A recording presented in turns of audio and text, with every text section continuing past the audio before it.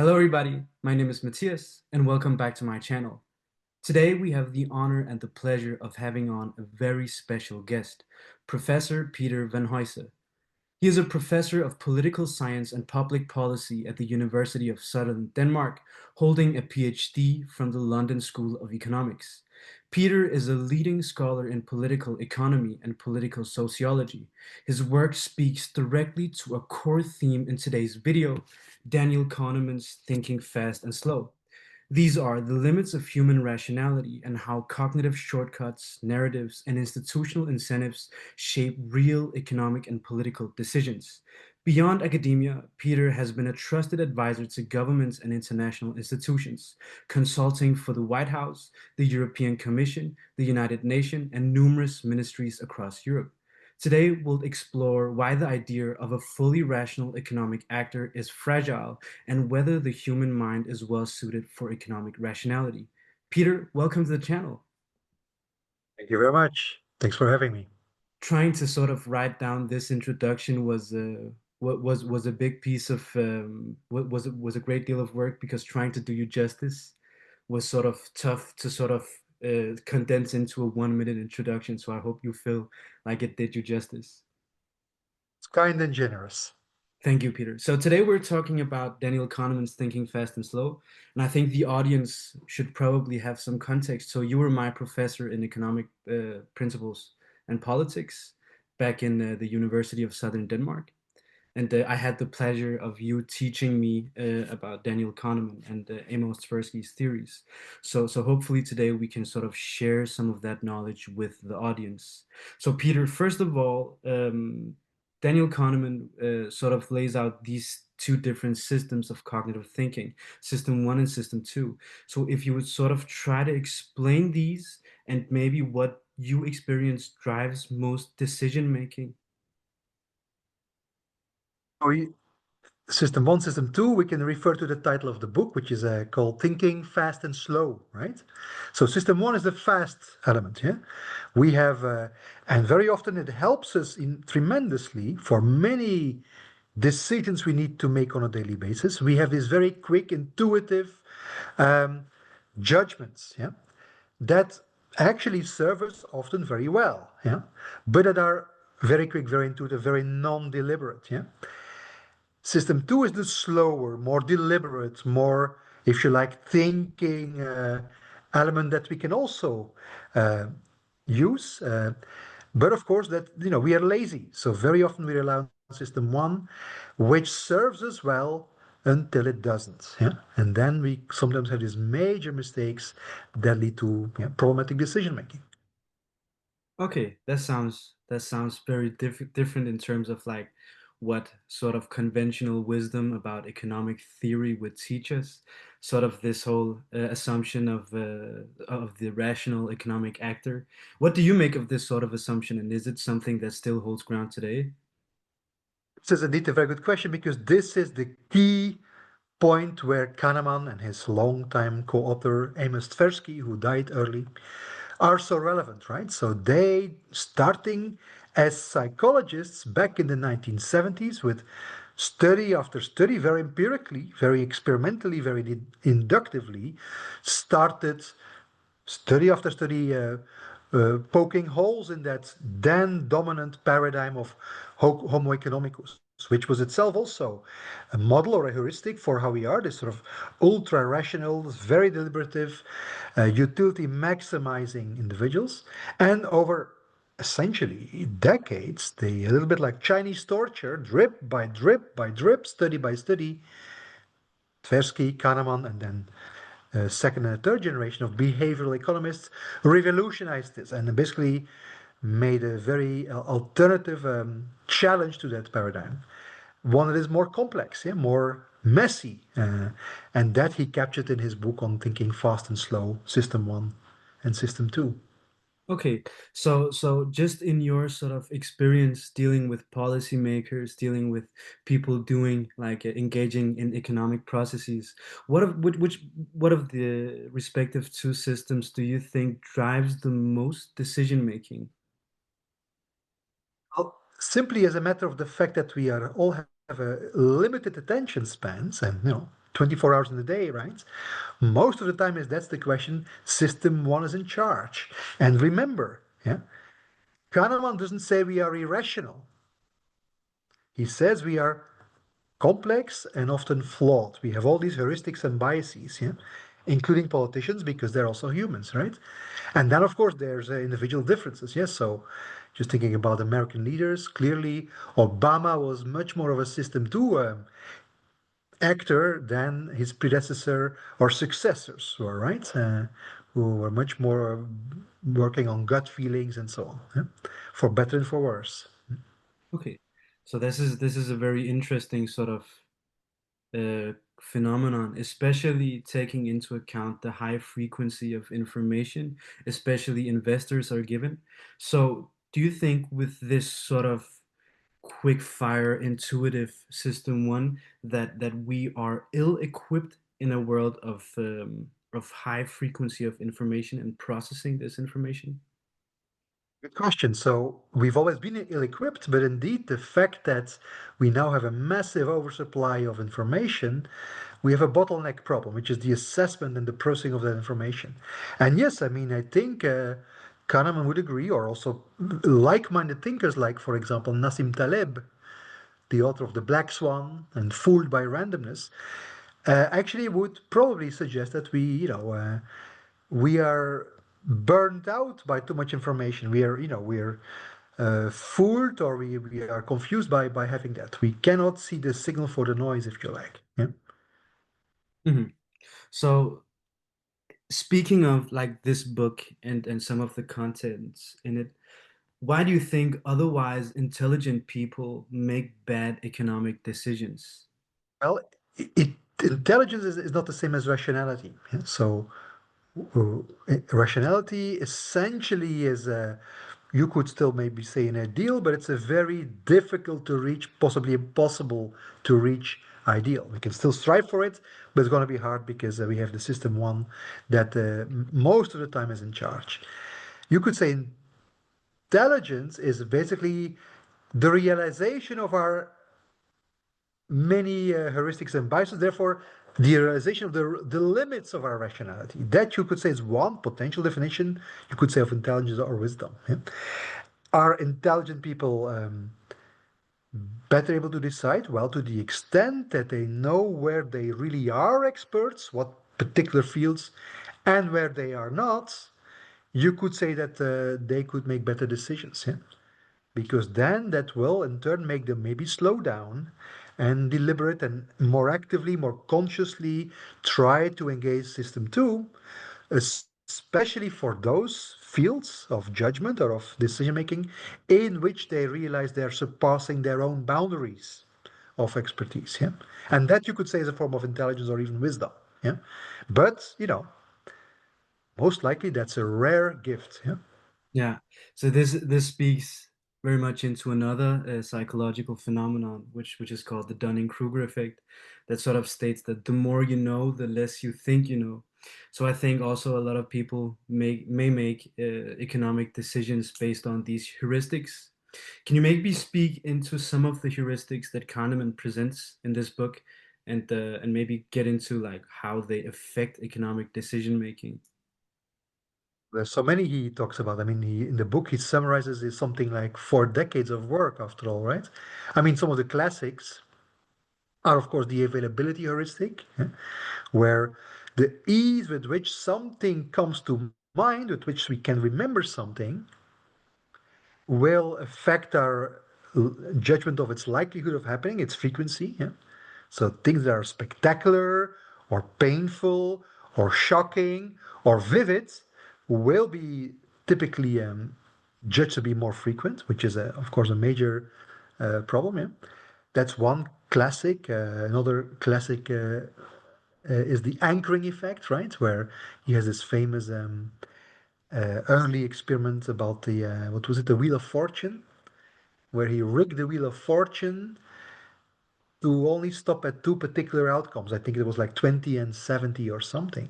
Yeah? So the Wheel of Fortune itself was rigged. So and then depending on what each of the respondents in the experiment stopped at either 20 or 70, he then asked, okay, how many African nations do you think there are in the United Nations? Yeah. And you can hear me coming, yeah. Those who had their wheel of fortune stopping at 70 had a much higher estimate than those who had it stopping at 20 or therearound. So all these almost absurd, but very often observed, and therefore decision making wise problematic uh, illustrations he talks about. Yeah. Yeah. Another classic example is what he calls the Linda effect, where he describes a lady called Linda who was some sort of a Berkeley hippie type person, but also a bank clerk. And he described that she goes to demonstrations and she's very feminist or something like that. Huh? And then he asked, okay, what's the likelihood that Linda is a bank clerk?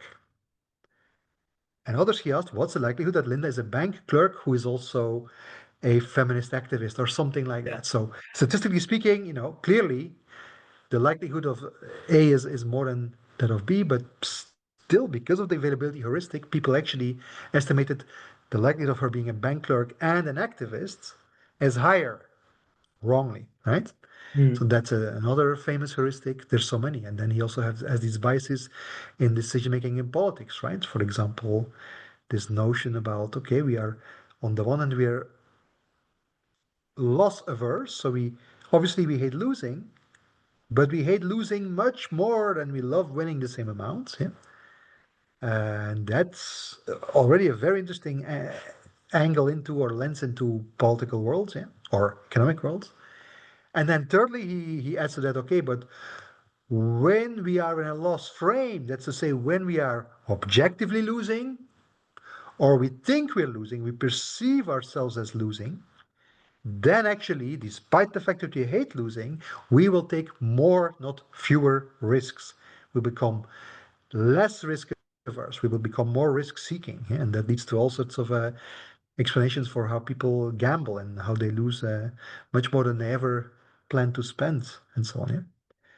So that's another famous set of biases, if you like. The endowment effect, that also the second Nobel Prize winner for behavioral economics, which was Richard Taylor, who got his Nobel some 10 years or so after Kahneman worked on. This is basically at the moment we have something that very often we will give that an extra value, the very fact of having it, of being endowed with it. Yeah? So the willingness to accept as a seller typically will be higher than the willingness to pay as a buyer, even though the same thing before ownership was distributed would actually have had a markets clearing for that thing at the same price, but not after endowment was given. So that's another famous effect. Status quo bias is linked to that. Yeah, we often have an inherent bias towards keeping things as they are or as we perceive them to be. Mm. So yeah, many different things. The halo effect is a famous one, where you know when we like one element of a situation or a person. And so let's say we like Obama because he's smart.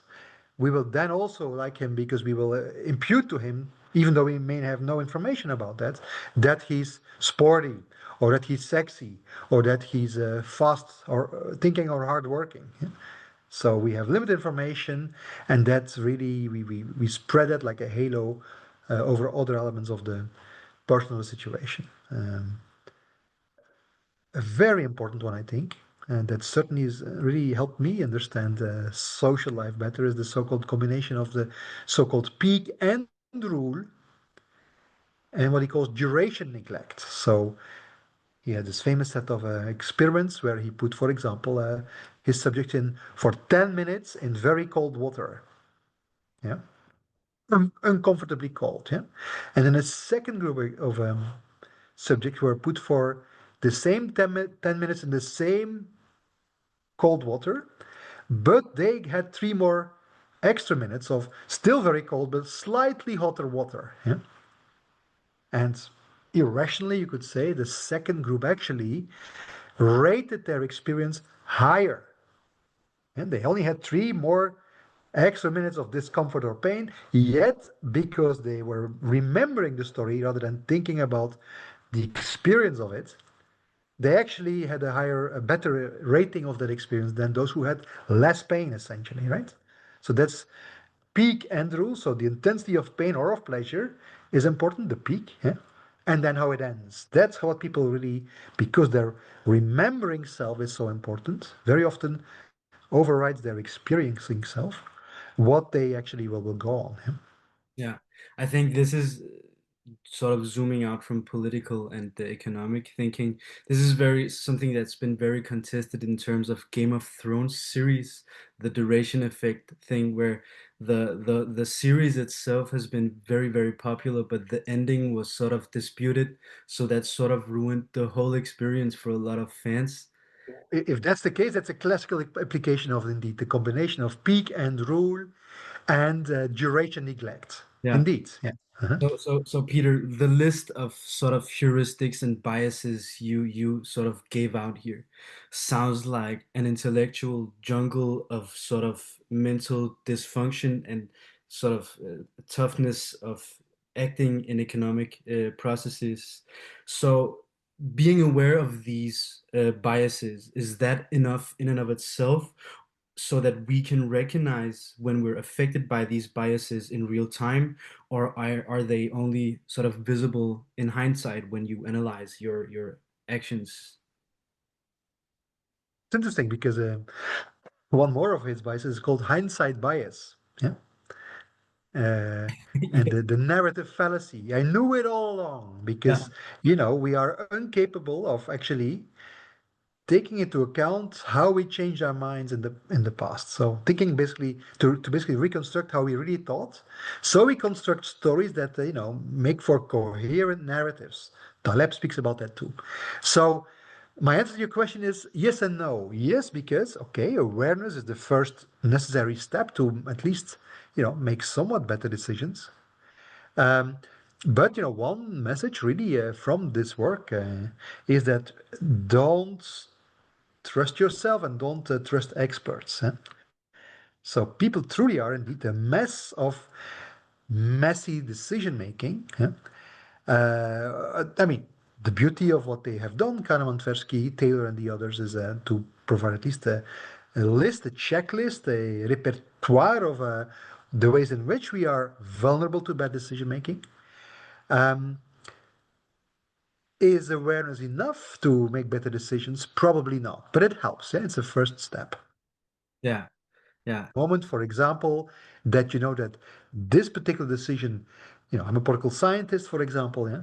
When I have to make investment decisions, I should know that this is outside of my bounds of my expertise.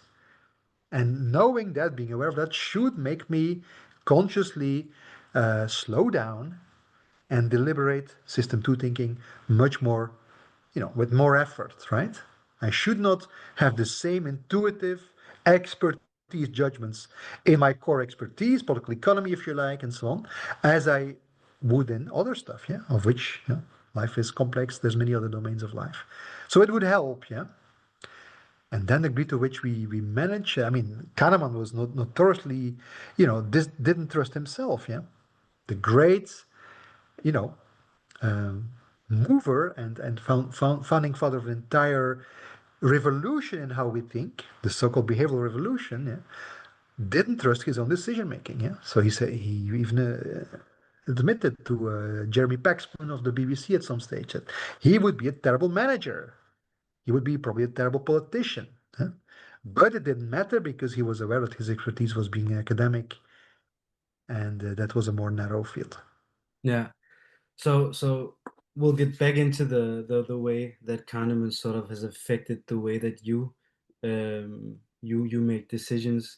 But I think that one of the main sort of takeaways and interesting things in terms of reading this book is the amount of times that Daniel Kahneman made me feel extremely stupid with the sort of the ball and the bat example of what's the price combined.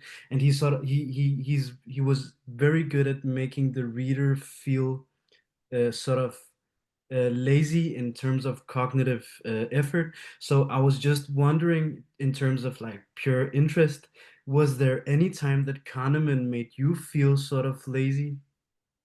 Oh, all the time. I mean, look, this is their great and significant contribution, right? So the same that applies to you applies to me and all of us. Yeah.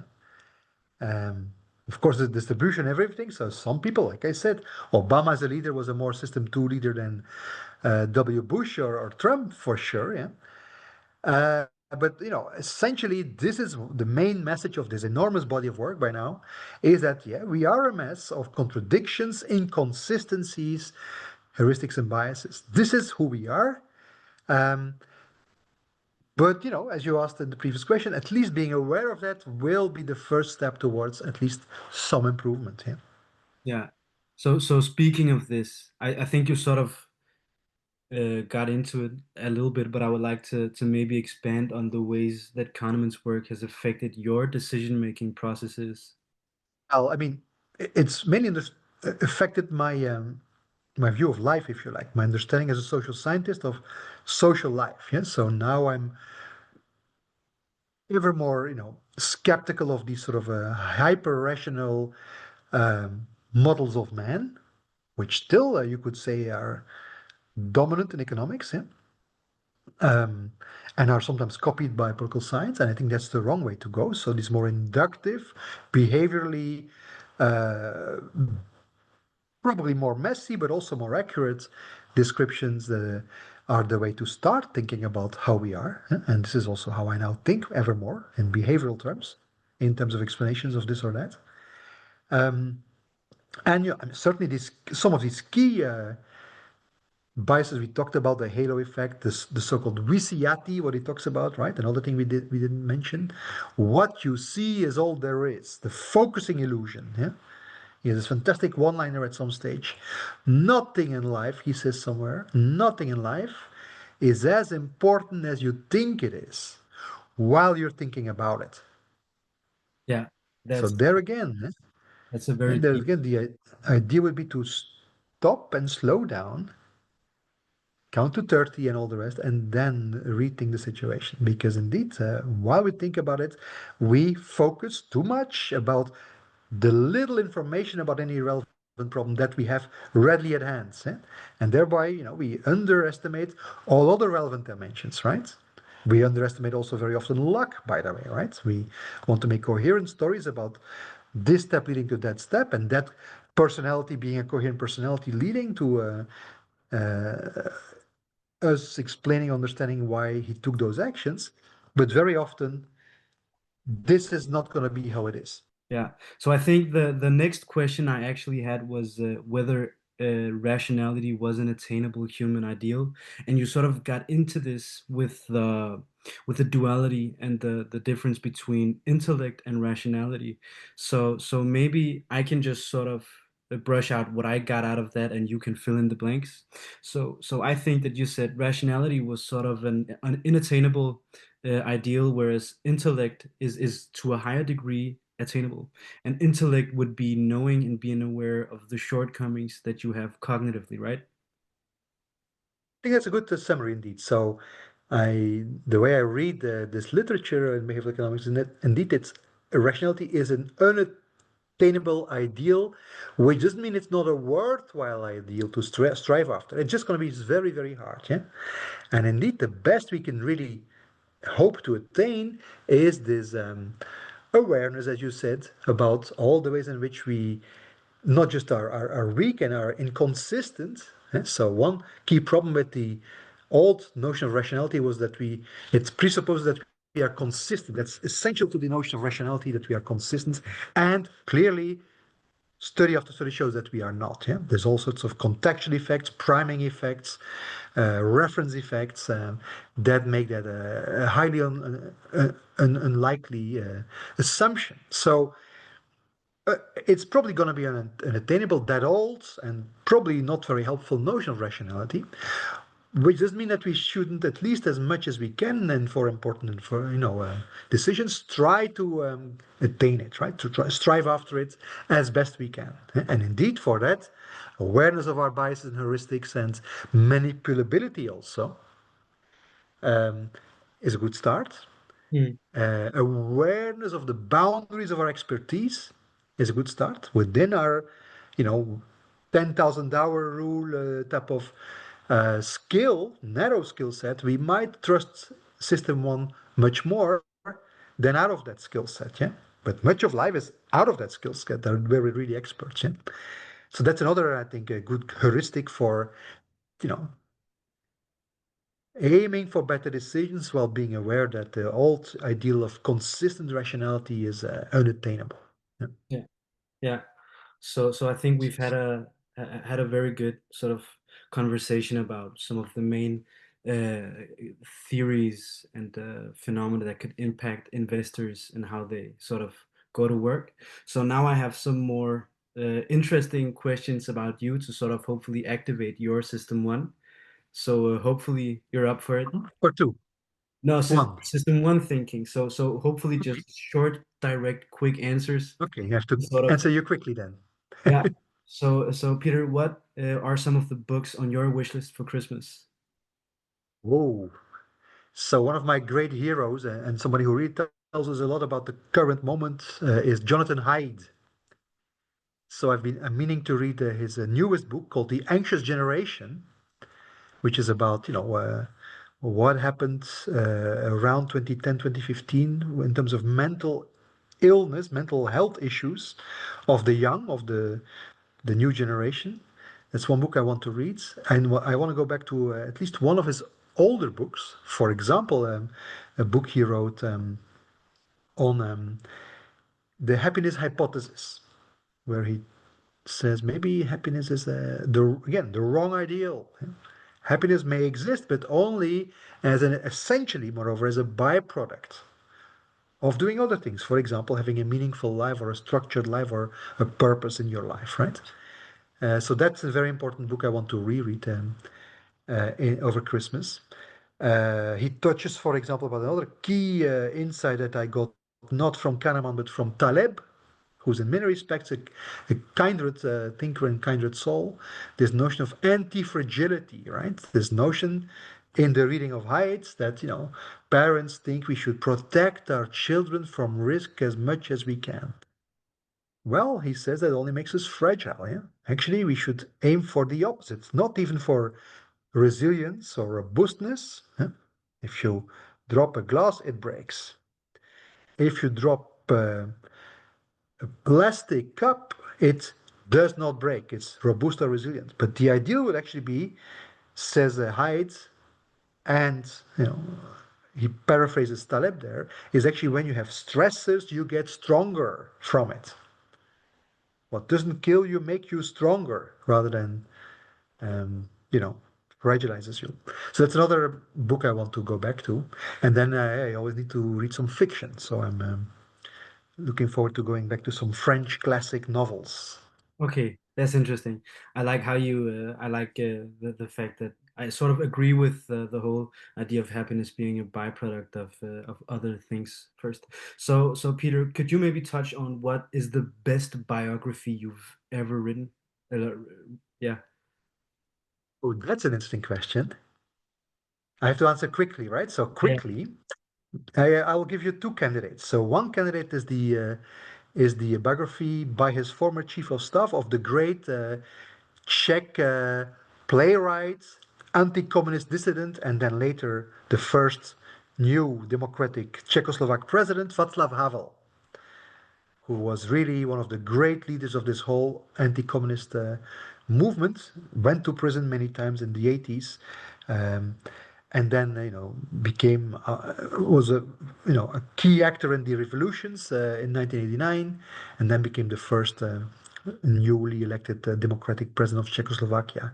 So he was a wonderful moral and but also political leader, and the book on him by a writer called Jantovsky was just wonderful. The other truly impressive book was about an extremely impressive man and intellect called Albert Hirschman.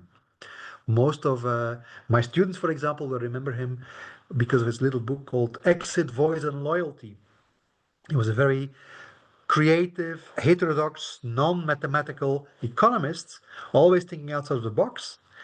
But when you read the book about his life by a Harvard scholar called Edelman, or a Princeton scholar, I think it is, called Edelman, you learn that basically he was also, even before he started in his 40s being an academic, already had a life worth living that was in many respects admirable. So he was a Jew from Berlin who had to flee when the Nazis came to power, spent some time in France, Paris, spent 1 year at the LSE in London, then went back to France, and for a while even he ran together with the famous Varian Fry, an American diplomat, a little unit in Marseille trying to smuggle out of Nazi occupied or Nazi threatened France all sorts of Jewish intellectuals and artists over the Pyrenees towards Lisbon to flee Europe. So that was another wonderful, 700 page or so brick of a biography that reads like a train. Highly recommended. Two very remarkable personalities, Yeah. Václav Havel, Albert Hirschman. Okay, so if I can find these books, I'll link to them in my description so my viewers can read for themselves. Right. And if I might give you one more book tip, Yes. very linked to what we've been talking about in the last half an hour, of course, the great long form journalist Michael Lewis wrote an actual biography of the friendship and collaboration between Amos Tversky and Daniel Kahneman. Okay. And that's another wonderful book to read in the context of what we've been talking about. It's a sort of a fast flowing journalistic account of how they worked together, how they made all these breakthroughs, how they then fell out, reconciled, and then Tversky died. That book is called The Undoing Project. And what was their undoing project? Well, it was nothing less than, you know, a direct attack at the behavioral foundations of economics as it was in the 70s and 60s.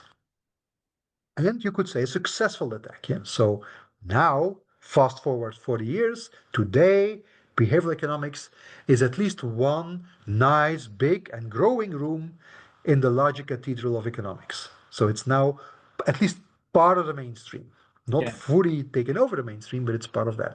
So the Undoing Project is a biography of these two people and how, as psychologists, made such an enormous impact on economics and economic thinking, and of their friendship So, what is something you disagreed with 10 years ago that you agree with today? in social science. It can be in any sort of area in life. It can be family, it can be social science, it could be economics, it could be politics. It's not just what I've learned, but something I really changed my mind radically on, Yeah. right? With technology. Yeah. So I was much more open, possibly even optimistic about automation and social media 10 years ago than I am now. Now I really see, and there's starting to be evidence on that, on the many ways in which things, for example, like social media, are truly, rewiring our minds, yeah, and not for the better. Uh, I'm also very worried about the whole cognitive abdication implicated, at least in the last 3 years, of AI practices. Yeah. Um, so I'm much more of a technology skeptic actually than I was 10 years ago. Yeah. Yeah, I'm actually a big investor in Meta. So yeah, and I sort of made a video going over this whole negative side of it where you they sort of built this digital vortex that you get sucked into, maybe for the I think worse. Meta has a lot of moral things to answer for. Yeah, I think the especially moral compass of Meta is deeply problematic, and yeah. there's ever more evidence for that. Mhm. We could get into this maybe in another one, but what is something you think people should work on? Should work on. Yeah, Oh, there's so many things, but I mean, starting with a better notion of how they're all inherently and prone to non-consistent, non-optimal decision making is a good start. Yeah.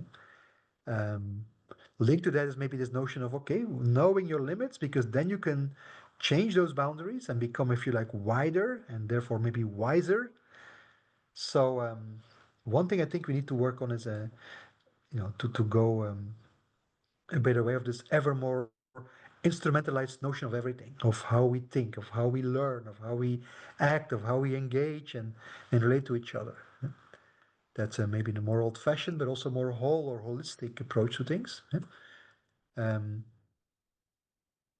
One way to refer to it is this notion of intrinsic motivation, doing things that are valuable for their own sakes because they're valuable, as opposed to for extrinsic rewards, carrots and sticks approaches, which is now the very much ever more, I think, the culture of the moment, right? Measuring and incentivizing everything that leads to often very big problems, yeah? Hmm. Including in driving out, crowding out. The reason why we did things like learning or charity or curing or caring or in the first place, right? Yeah, I think it was in one of So your classes we were taught about this intrinsic versus extrinsic values where you used the kindergarten example. I don't know if it was, I don't remember the name of the woman who won the Nobel Prize. Maybe you can enlighten me. This woman who won the she was a political scientist. Rostrom you're talking about, yeah, she did something else. She also had a very interesting contribution. So she won the Nobel Prize for her work on governing the commons, yeah, of how when you look at those communities across the world who Hmm. have over often generations managed to avoid the free riding and therefore the exhaustion of scarce resources like Yeah. nature, like woodland or fish stocks or grazing land.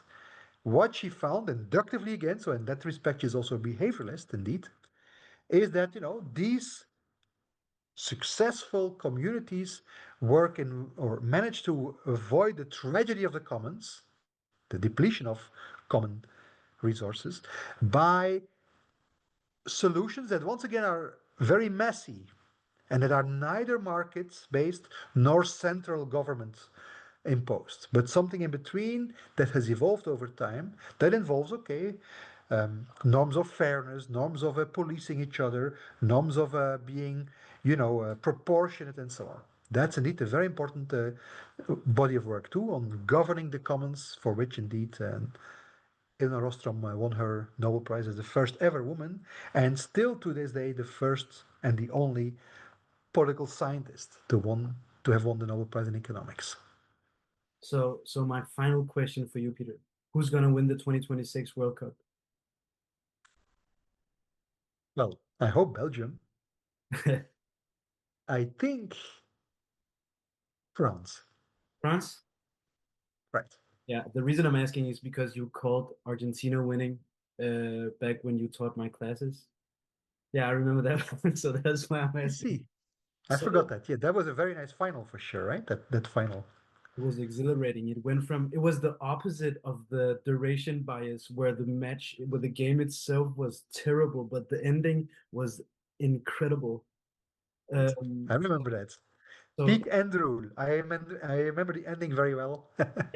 Yeah, yeah, that was an interesting final. So Peter, here I've asked you all the questions I've had, and I myself feel like I've become very much enlightened. So maybe you can use the final minutes here to sort of plug yourself. So tell what you're working on, what sort of where we can find you. Is there anything you would like to say about yourself? Right now, I'm thinking very much about the fraying social contract between generations. So we have this aging populations, where we have ever more baby boomers, so elderly generations living ever longer, but therefore also needing ever longer more resources. And then these already overworked middle-aged generations and ever smaller succeeding generations of young people. Yes, so we have the fertility problem as well as the aging problem. So that by definition almost of how we set up our welfare states as these pay-as-you-go piggy banks, yeah, that all, almost by definition or by design leads to problems and tensions that we are very far, I think, from fully understanding, let alone tackling. So I'm thinking a lot about that, about the social contract in terms of generations and policies. How can we better help young generations to, to confront the world, which in many respects has worse prospects, at least as they perceive it, than their parents or their grandparents' generation. In terms of, for example, the housing crisis or affordable housing crisis, in terms certainly of the climate and the environment, and so on. So intergenerational policies, intergenerational fairness, intergenerational balance are things that I'm thinking about a lot. Yeah, that was also one of the things that you taught us about, which has hence become central to my investment thesis in new holdings, Mercado Libre, and C Limited. So All right, you can get some of the honor for that as well. I Uh, see. yeah. So Peter, it was a huge pleasure having you on. I think my audience has learned a lot. Thank you. It was a pleasure to be here. I'm very glad that it was, and maybe we can discuss some of your other areas of expertise at another time. I think would be very highly fruitful for my audience and beyond. So thank you for participating today. It was a pleasure. Nothing that Peter and I have said should be considered investment advice. This is not selling or purchasing recommendations of any stocks that were mentioned in this video. You should do your own research. Thank you for watching.